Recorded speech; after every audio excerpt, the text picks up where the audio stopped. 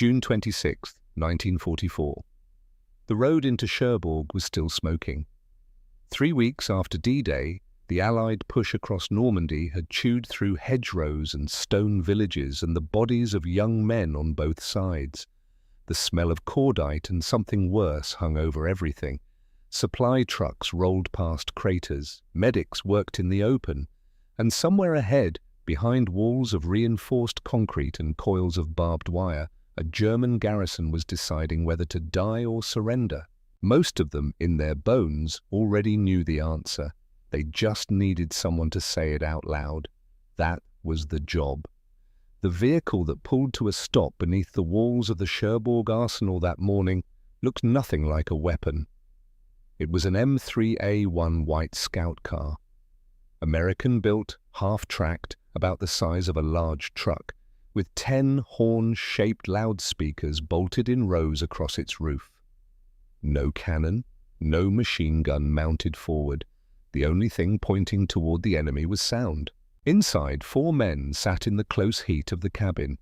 Captain Gideon Harlow checked his map one more time, folded it, and said nothing. Corporal Aldous Briggs ran a final check on the amplifier connections, his fingers moving over the equipment with the quiet confidence of a man who trusted machines more than people. The driver, Eugene Castell, kept both hands on the wheel and his eyes straight ahead. And in the back, Sergeant Elias Wexler, 28 years old, held a microphone and stared at 4 88mm guns pointing directly at him. He had been in tighter spots, he told himself. He didn't entirely believe it. Elias Wexler had been born in Frankfurt in 1916. His father ran a small printing business near the old city centre, the kind of place that smelled permanently of ink and warm paper, where the machines ran 6 days a week and the family lived in the 3 rooms above. His mother taught piano to neighborhood children on a second-hand upright in the front room. His older sister read law books in the evenings and argued about everything with a smile on her face. It was a life of ordinary contentment, the kind of life that looks, in memory, like it was always fragile, but never felt that way while you were living it. Then came 1933. Elias was 17. He watched the changes arrive the way a person watches a slow flood. At first, barely noticeable, then undeniable, then catastrophic. Signs appeared in shop windows, neighbors stopped making eye contact. His father's printing clients began finding other suppliers. At school, certain teachers stopped calling on him in class. A friend he had known since childhood crossed the street rather than walk past him. By 1938, the pretense was over. By 1939, the family was fractured. His sister had made it to England. His parents refused to leave, his father insisting, with the stubbornness of a man who had built something with his hands, that it would pass, that it always passed, that Germany was still Germany. Elias left in the autumn of 1939 on a boat that smelled of diesel and fear and too many people packed into too small a space. He carried 1 suitcase and a small notebook, a habit since childhood, filling notebooks with things he wanted to remember. This one he had started recently. In it he was writing down words, phrases, the specific way a man from Bavaria said one thing compared to a man from Prussia saying the same thing, the vowel shifts, the rhythm of regional idiom, the way class and region and education shaped a person's voice down to the molecular level. He did not know why he was writing it down. He just knew it was important. He arrived in New York Harbor in November 1939, 23 years old, with 1 suitcase and a German passport and no particular plan beyond surviving whatever came next. The United States in 1940 was not yet at war. It was, however, deeply suspicious. Elias found work in a German-speaking neighborhood in Lower Manhattan, washing dishes in a restaurant, then serving tables, learning English from the radio and from customers, and from a battered second-hand dictionary he carried everywhere. He had a gift for language. Everyone who knew him said so. Within 8 months, his English was functional.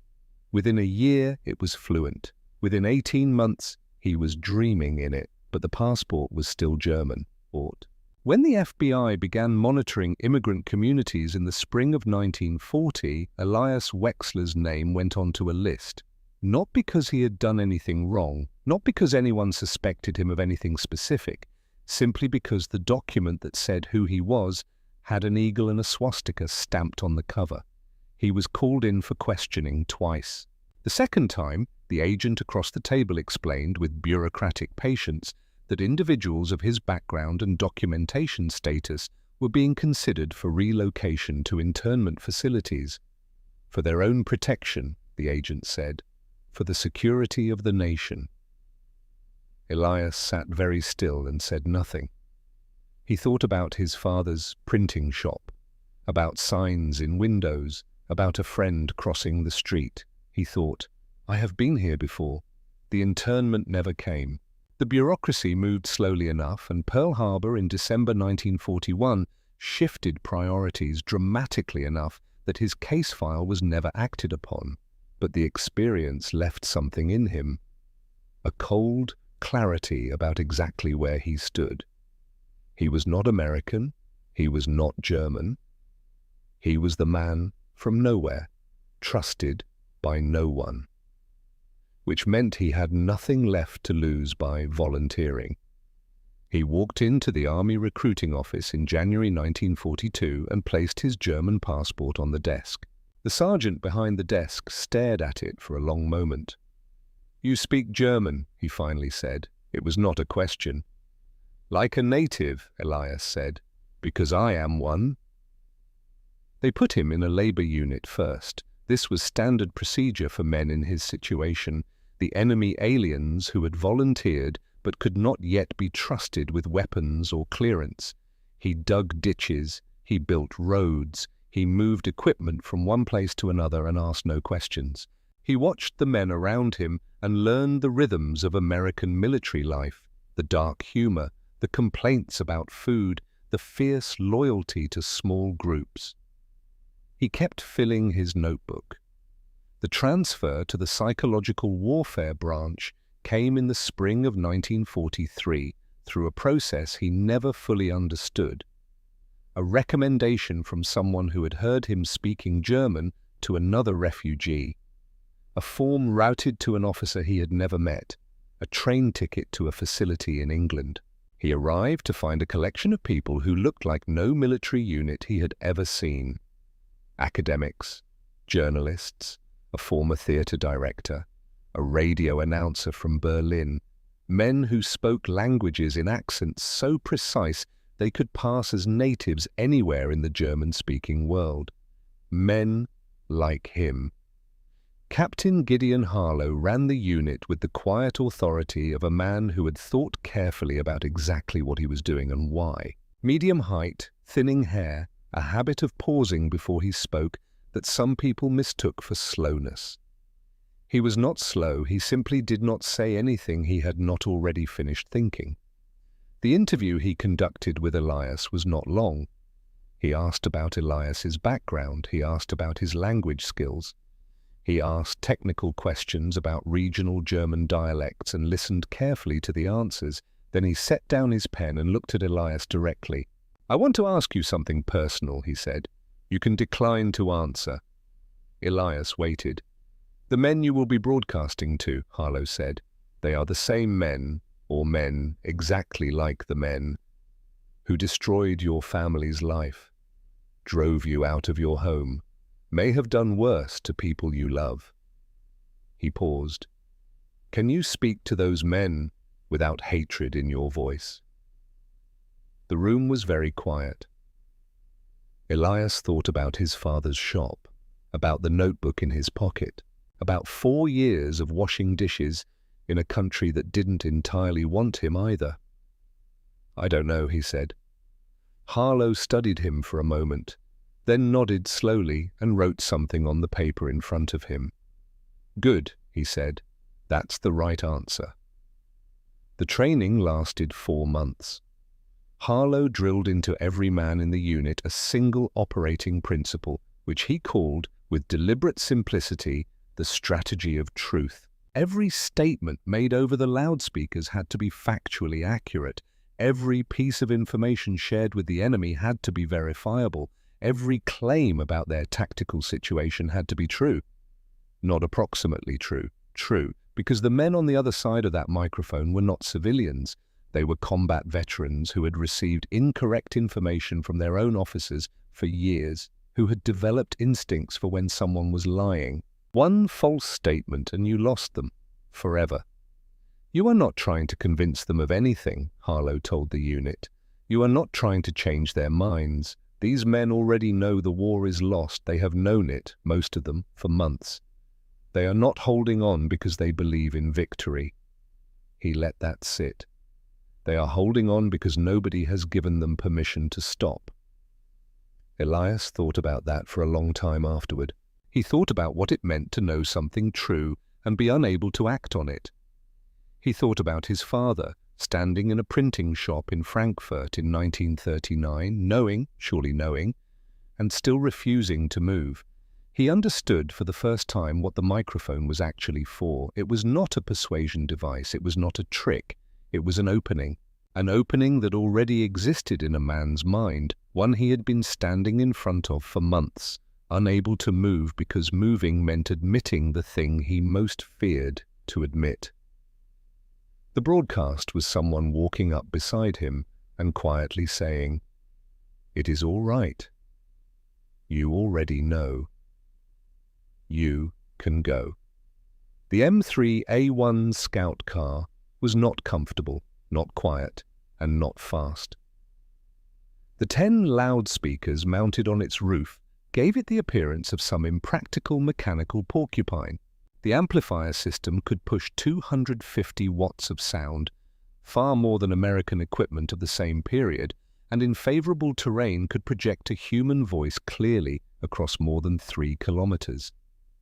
Aldous Briggs could make it do things its manufacturers had not intended. He was 24, from a small town in Ohio, and had been fixing radios since he was 10. He treated the electronics with seriousness that bordered on religious devotion, muttering quietly to components that were not working, as if they needed encouragement rather than repair. Eugene Castell, the driver, had a particular skill for finding roads that did not officially exist, and for stopping a vehicle at the exact right distance from a target, close enough for the sound to carry, far enough that a moment's warning was still possible. He spoke very little. He did his job with a consistency that Elias came to rely on completely. These were the 4 men who drove into Cherbourg on June 26, 1944. The arsenal walls rose grey and massive in the morning light. The damage from 3 weeks of Allied shelling was visible everywhere, chunks of concrete blown away, scorch marks rising 10 feet up the outer walls. But the building still stood, and the guns on its roof were still manned. 4 88mm guns. The same weapon that had punched through Allied tank armor across 2 continents. Elias looked at them through the windshield and felt something between fear and calm, a state of extraordinary focused attention in which every detail became sharp and clear. The canteen at his feet, the weight of the microphone, the slight electrical hum of the amplifier warming up, Briggs giving him a small nod. Ready. Harlow turned from the front seat. Whenever you're ready. Bitte. Elias brought the microphone to his mouth. He thought about his notebook, about the precise vowel sounds of a Frankfurt accent. His accent, the one that said to any German listener, "This is not a foreigner, this is someone from home." He began to speak. He spoke calmly. He stated their tactical situation with surgical precision. The exact disposition of Allied forces surrounding the city. The status of German units to the north and east, the fate of divisions already encircled. All of it true, all of it verifiable. Then he said the thing that mattered. He told them the war, for them, in this place on this morning, was over, that they had fought with honor. that what came next was not surrender in any shameful sense. It was acknowledgement of something they already knew. He told them it was all right.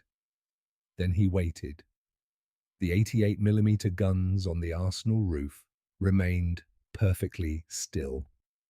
15 minutes passed. The gates opened. One German general walked out first, followed by 600 soldiers, followed by 200 Russian laborers held inside the walls. They came out in order. They came out with their hands raised.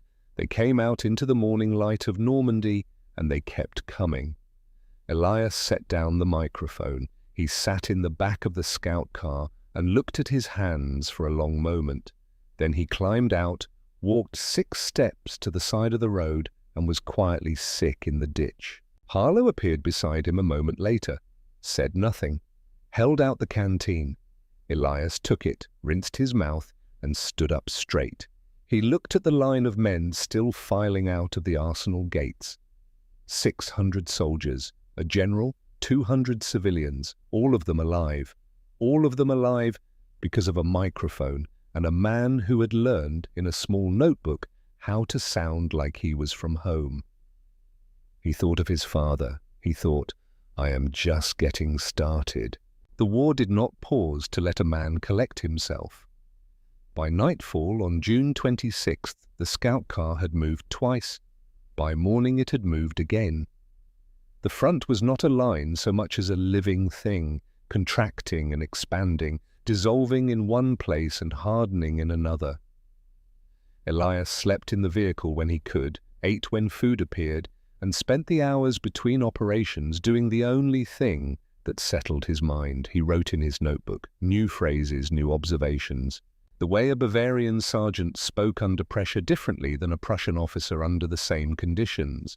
The specific words, not propaganda words, but human words, that crossed through a man's defenses when everything else had failed. He was building something in those pages, a grammar of the moment before a man decided to live. Harlow watched him do this and said nothing. He had learned by then that Elias worked best when left alone to think. The second major operation came on the morning of June 27th. A German field hospital approximately 2 kilometers north of the arsenal, roughly 1,000 personnel, a mix of medical staff and patients too, wounded to evacuate before the Allied encirclement closed. The commanding officer had refused initial contact from Allied infantry. The scout car pulled to within 800 meters. Briggs ran the equipment check in 90 seconds. Castell cut the engine and sat with his arms folded, watching the road with the patience of a man who had learned that most things resolved themselves if you waited long enough. This broadcast was different. A field hospital was not a combat unit. The men inside were not soldiers bracing for a final stand. They were doctors, nurses, orderlies, and broken men on stretchers who had already paid whatever debt the war demanded. Fear was present, but underneath it was exhaustion. The particular exhaustion of people who had been holding everything together through force of will for so long that the will itself had begun to crack. Elias adjusted accordingly. He spoke more slowly, used a different register. Not the clipped precision of a military broadcast, but something closer to the voice a man might use when speaking to someone he genuinely respected and genuinely pitied in equal measure. He acknowledged what they had done. Acknowledged what? The care they had provided under impossible conditions. Then he told them the truth about their situation.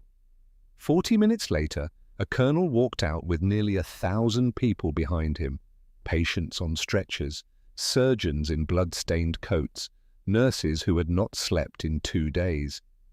Allied medics moved forward to meet them, and for a few minutes on a dirt road in Normandy, there was no war.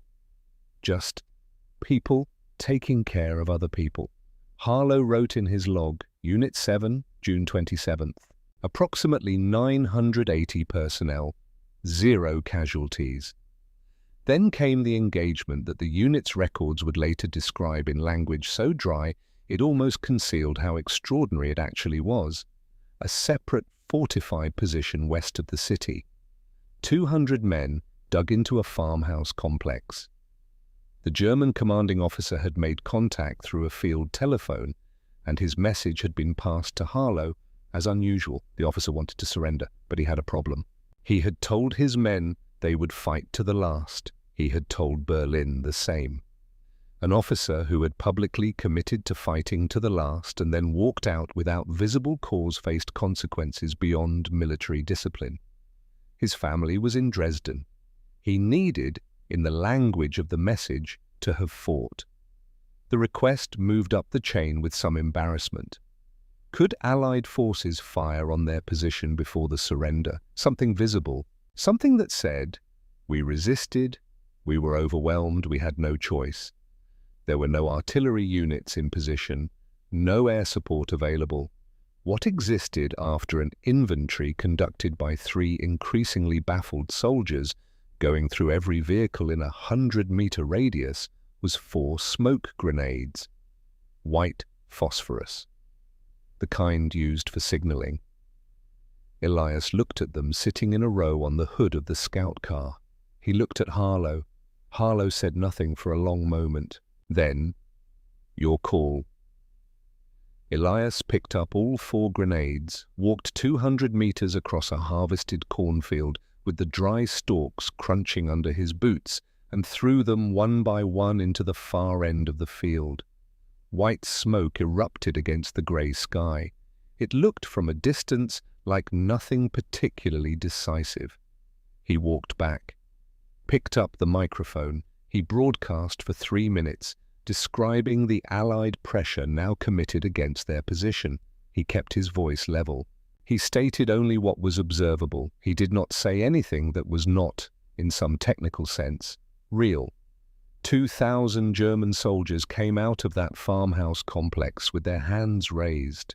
They came in orderly rows. They surrendered their weapons and their equipment like men who had fulfilled an obligation and were now prepared for what came next. Somewhere in that column, an officer walked with his head straight and his shoulders back, carrying the story he would tell when this was over. The story he needed in order to survive. Elias watched them come and felt something complicated and unnameable moving through him.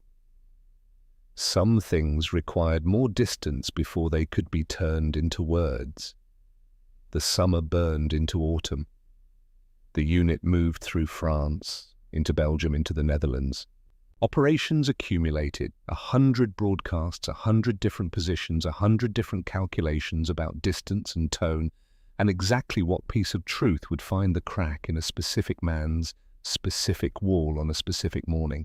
Some worked immediately, some took hours. Some required the speakers to be dismounted entirely, carried up staircases in bombed-out buildings, run on cables through rubble, positioned in the ruins of a church tower to maximize range, while Briggs managed the amplifier a kilometer away, and Elias spoke into a microphone with nothing but open air between him and the enemy. He got better at it. That was the uncomfortable truth he recorded with clinical honesty. He got better the way a surgeon gets better. Through repetition, through failure, through the slow accumulation of knowledge about what worked and why, he learned that timing mattered as much as content. A broadcast delivered too early before a unit situation had fully collapsed produced nothing. The same broadcast delivered 24 hours later, after another day of losses and encirclement, could empty a fortified position in 15 minutes. He learned that the voice mattered almost as much as the words, not just the accent. Though the accent was critical, and a Frankfurt-born broadcaster speaking to Bavarian troops had to adjust his vowels carefully or lose credibility in the first 30 seconds. Beyond accent, there was something harder to name, an absence of triumph. The voice could not sound like it was winning. It had to sound like it was simply describing something that had already happened, in the same tone a doctor uses to deliver a diagnosis. Not cruel, not kind, true. And he learned in the autumn of 1944, in a grey field outside a town in Belgium, what the strategy of truth could not do. The unit was SS. This was not always apparent in advance.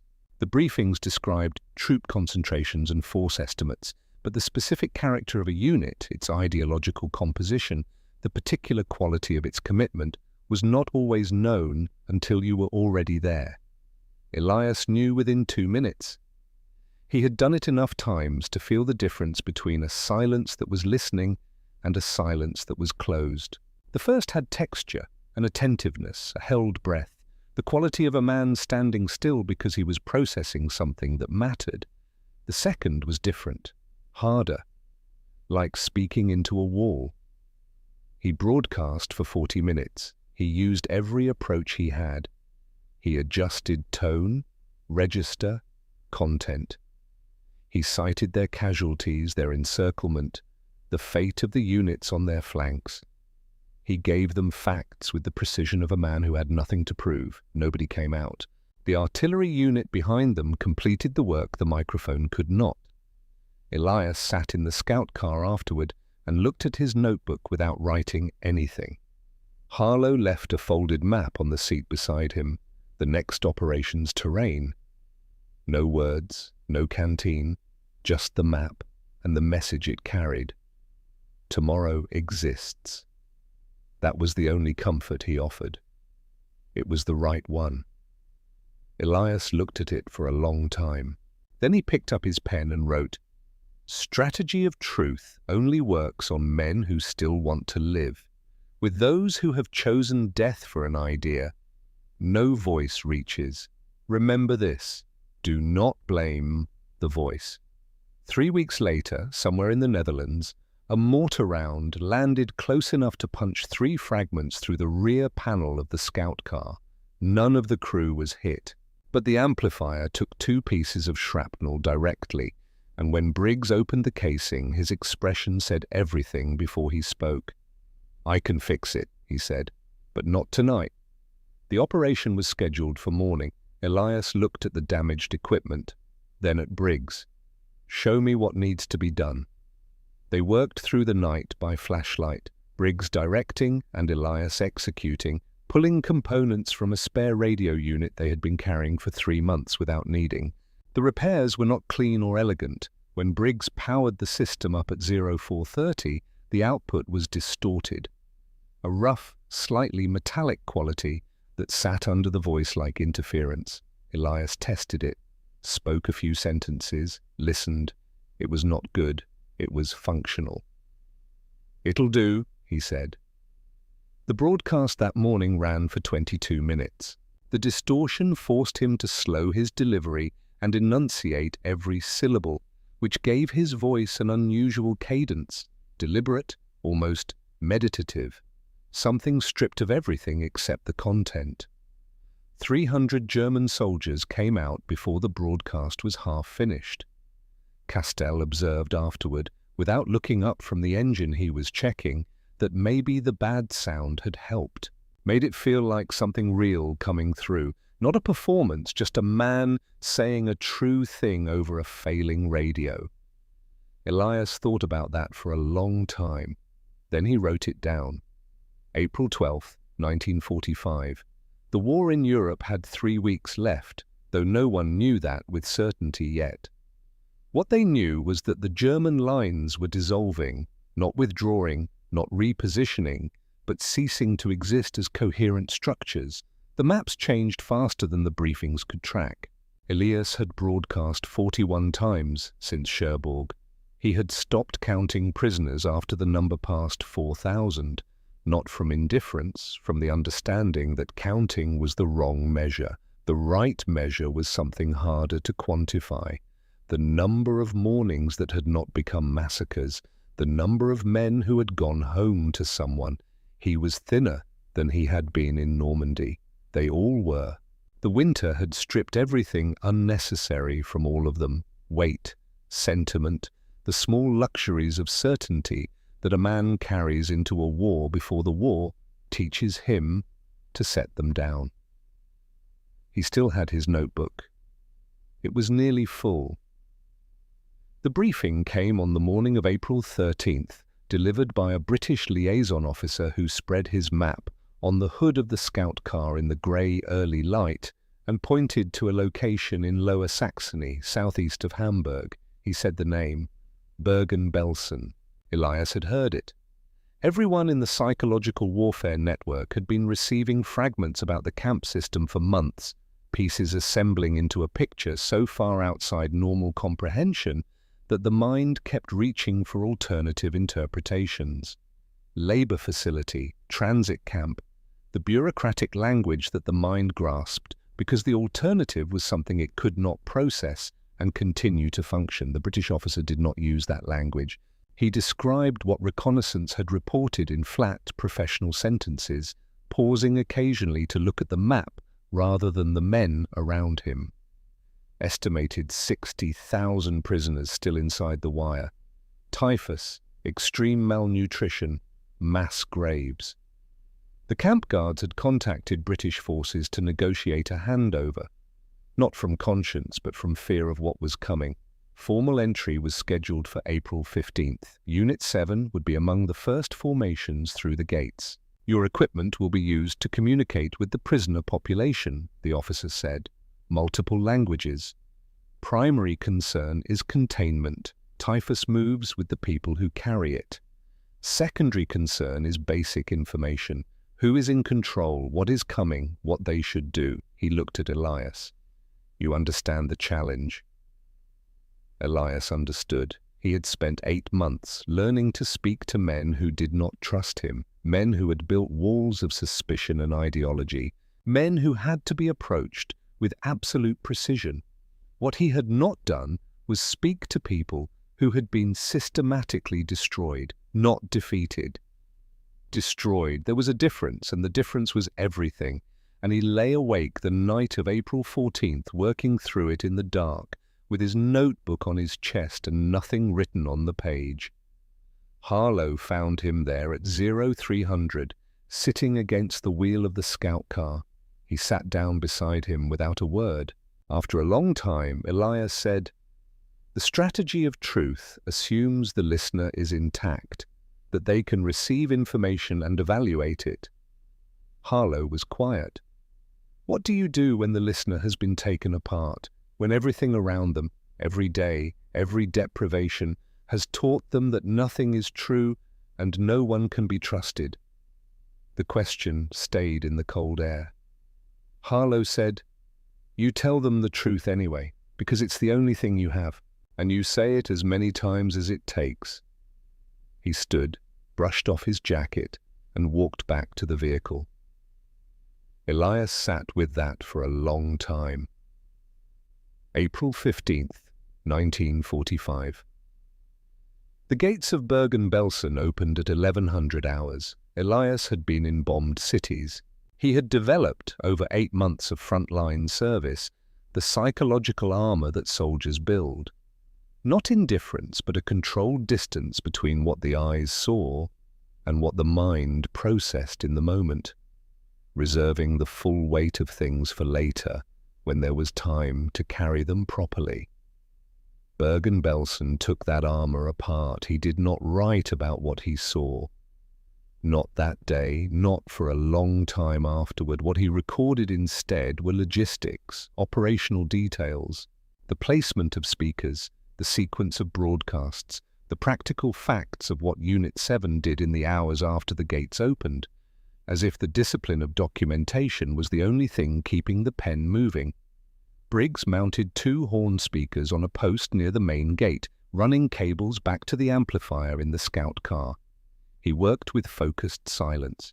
Castell positioned the vehicle on the main road through the camp, cut the engine, and sat with both hands on his knees, looking straight ahead with the particular stillness of a man who has decided that witnessing clearly is the least he can do.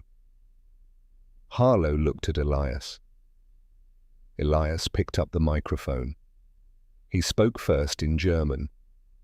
He stated clearly that the camp was now under British control, that the war for this place was over, that medical units were coming, that food was coming, that no one would harm them, that they should remain where they were for now, not as prisoners, but because typhus could not be contained if the population dispersed before medical assessment. He said, "You are safe. Help is coming. Please stay where you are.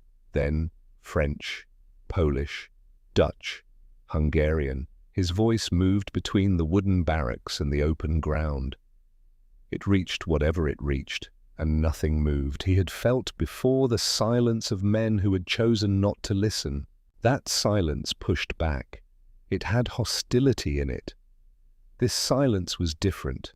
It received his words the way dry ground receives rain that has come too late, absorbing everything, showing nothing. He broadcast for 20 minutes. He looked out through the windshield and saw, here and there, faces at the edges of doorways, eyes watching the scout car. Watching the Allied soldiers moving carefully through the main road with weapons at ease, watching, not moving. He started again from the beginning, German first, then French, then Polish. On the third repetition, something changed. It was not dramatic. A woman appeared in the doorway of one of the barracks, older, or looking older, wrapped in a blanket that had once been a coat. She stood in the doorway for a long time, looking at the scout car. Then she sat down on the step. Just sat down. In the light. Not surrender. Not celebration. Simply a person deciding, on the basis of some private calculation, that the step outside was survivable. That the voice coming from the machine might be, against all accumulated evidence, telling the truth. Elias watched her and kept speaking. He and Briggs and Castell remained at Bergen-Belsen for 11 days. Harlow coordinated with British medical teams and relief organisations, carrying information back each evening about what was needed, what was working. The typhus was the primary emergency. It moved through the weakened population with terrible efficiency, and containment required voluntary compliance from people who had no reason to comply with any authority ever again. The broadcasts were the primary tool. Elias established a routine. Morning broadcast at 700, midday at 1200, evening at 1800, each one covering the same core information, who was in control, what was coming, but adjusted each day to reflect what had actually arrived. When the first food convoy came, he described it before it entered the gates so that people knew what the trucks were and why. When the medical teams began moving through barracks, he explained what they were doing. When the water supply was restored to one section of the camp, he announced it with the precise, factual steadiness of a man reporting a fact that mattered. He did not editorialize, he did not express grief or outrage, he gave information, he stated facts. But in the evenings, after the final broadcast, he walked. He walked the perimeter and let himself look at things without the operational distance. He let the full weight arrive, which it did, which it always does, eventually, for anyone who has been keeping it at bay. He walked, and he thought about Frankfurt and about his father. On the 6th day, he met Lena Vogel. He did not know her name at first. He was moving through one of the barracks with a British medical officer, helping translate a conversation with a group of women who spoke primarily German, when he noticed her sitting apart from the others near the far wall. Young, perhaps 25, though it was genuinely difficult to judge, with dark eyes that tracked everything in the room with an alertness that seemed at odds with how still she was. She was not participating in the conversation, she was watching it. He recognized that quality of watching. He had done it himself, in rooms where he was uncertain of his standing and unwilling to commit until he understood the situation. It was the watching of someone who had learned that the wrong move in the wrong moment carried consequences. He finished translating. The medical officer moved on. Elias stayed. He said, in German, Frankfurt German, his German, the German of the neighborhood near the old city center, where his father's shop had smelled of ink and warm paper. Where are you from? A long pause. Frankfurt, she said. He sat down on the floor across from her, not close. A respectful distance. He introduced himself only as Elias, not his rank, not his unit, Not the broadcaster, whose voice had been moving through this camp 6 times a day for almost a week, just Elias. "Sachsenhausen?" he asked. "The neighborhood south of the river." Something moved in her eyes. "Bornheim," she said. "East side." He nodded. He knew it. He had walked through it 100 times as a boy, knew the quality of the light there in late afternoon, the smell of the market on Thursday mornings. They talked for a long time. Not about the camp, not about the war, about Frankfurt, about streets and buildings and ordinary things that had existed before all of this. Things that still existed somewhere in memory, even when they had ceased to exist in fact. He came back the next day with a blanket and a food packet from the relief supplies. And the day after, and the day after that, he did not tell her for a long time that he was the voice. She told him on the 8th day that the broadcasts had been difficult to believe at first, that she and the women around her had heard announcements and declarations for so long, each one containing some poison of deception, that the automatic response to any broadcast had become a closing, a retreat from the sound. "But the voice," she said. She paused, choosing words carefully. "It did not sound like it wanted anything from us. Most voices, when they want you to do something, you can hear it underneath the words. The wanting," she looked at the floor.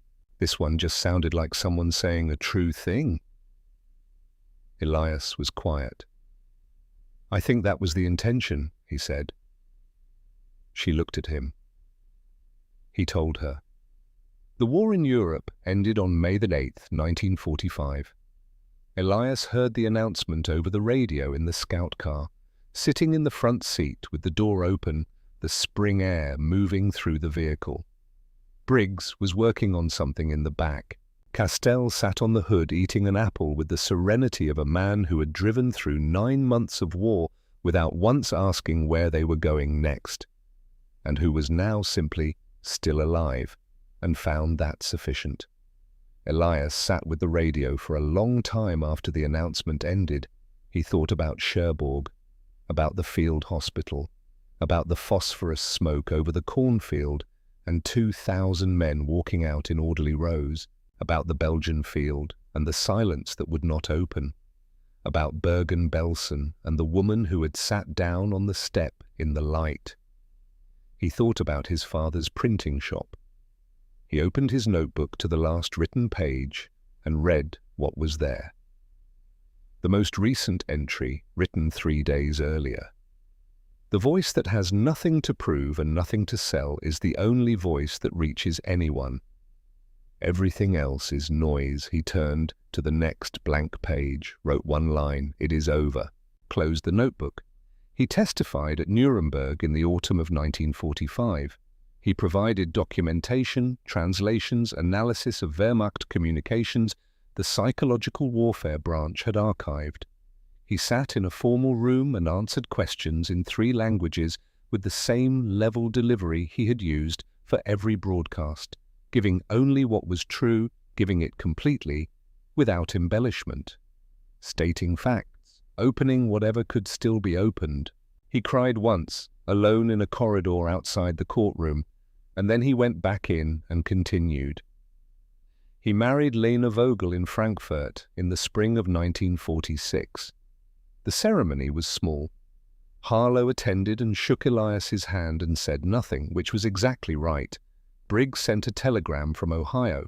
Castell sent nothing but showed up in person, having driven 3 days to get there, and stood in the back and left immediately after, without explaining himself. The city around them was still largely rubble. The streets he had described to Lena from memory during those evenings at Bergen-Belsen, many of them simply gone. His father's printing shop was gone. He stood in the space where it had been, a cleared lot. The faint outline of a foundation, the only evidence that anything had stood there, and stayed for a long time. Lena stood beside him and held his hand and said nothing. He did not try to rebuild it. That was not his to rebuild. What he rebuilt was something else. A life in a country learning, painfully how to reckon with what it had done. A marriage, a family, work that used language in quieter ways, translation, teaching, the small, ordinary labor of helping people understand each other across the distances that language both creates and crosses. He never talked about the broadcasts, not to his children, not to neighbors, not to the journalists who, years later, began piecing together the story of the psychological warfare units and occasionally found surviving members.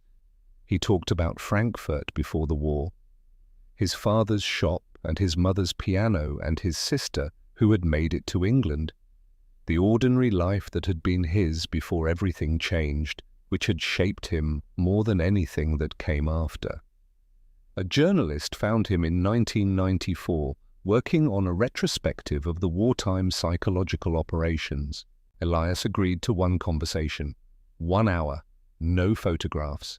The journalist asked him at the end of the hour what he thought the broadcasts had actually accomplished, whether words could truly change the course of events, whether the strategy of truth had been in the end enough. Elias thought for a moment. He said, "I didn't change anyone's mind. The men who surrendered had already decided the war was lost. They knew it before I said a word." He looked at the table. "The hardest thing in the world is not ignorance. The hardest thing is knowing something true and being unable to say it out loud. Because saying it means it becomes real, and becoming real means you have to act on it, and acting on it costs something." He paused. "I just said it out loud for them. That is all a voice can do." The journalist wrote it down and thanked him. Elias walked him to the door and stood there for a moment after he left, watching him go down the street. Then he went back inside to where Lena was sitting at the kitchen table with a cup of tea and the evening newspaper. She looked up at him over her reading glasses. He sat down across from her. Outside, Frankfurt moved through its ordinary evening, traffic easing, shop lights coming on, the sound of a city that had been taken apart and put back together and was now simply living. The way cities do, the way people do when they are given the chance. He poured himself a cup of tea. He did not reach for his notebook. Some things did not need to be written down. The psychological warfare branch of the 12th Army Group officially attributed the direct surrender of more than 4,000 German soldiers to its loudspeaker units during the Northwest Europe campaign. Unit 7's operational records were archived and later reviewed by military historians as among the most thoroughly documented examples of non-kinetic combat in the Second World War.